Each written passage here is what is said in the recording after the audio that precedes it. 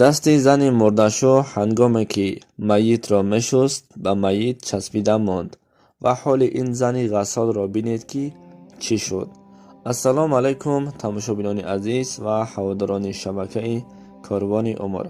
ба шабакаи мо меҳмон шудед, ҳатман обуна шуданро ва лайк гузоштанро фаромӯш накунед. як зани ғассол буд. занҳои маитро мешуст. рӯзе аз рӯзҳо як занеро мешуст ки дасти ин зани мурдашу ба маит часпид. ин хелу он хел кард, вале нашуд. вақт ҳам гузашт. даст ва ҷасадаш як шуд ба маит. ҳамин вақт соҳибони маит ҳайрон шуданд ки чӣ кор бояд кунанд. зани мурдаро бурида дасти ин занро мегиранд ё ин ки дасти зани мурдашуро.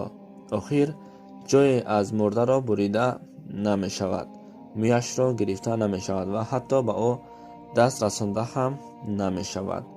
баъд ин хабарро ба имом Молик расонданд. имом Молик ин воқеаро шуниду гуфт: он зани ғассолро 80 дарра занед, гуфта ҳукм баровард.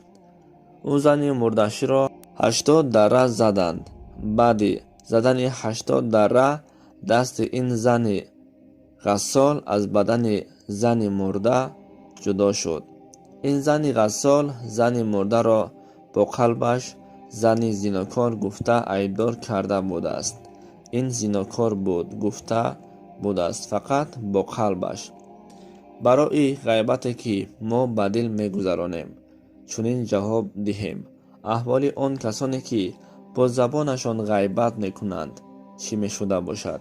дӯстони азиз, мо чунин қиссаҳоро аз шабакаҳои иҷтимоӣ гирифта ба самти шумо мерасонем.